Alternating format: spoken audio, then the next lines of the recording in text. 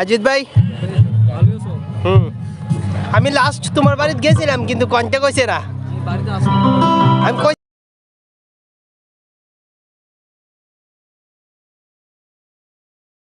দেই বাবার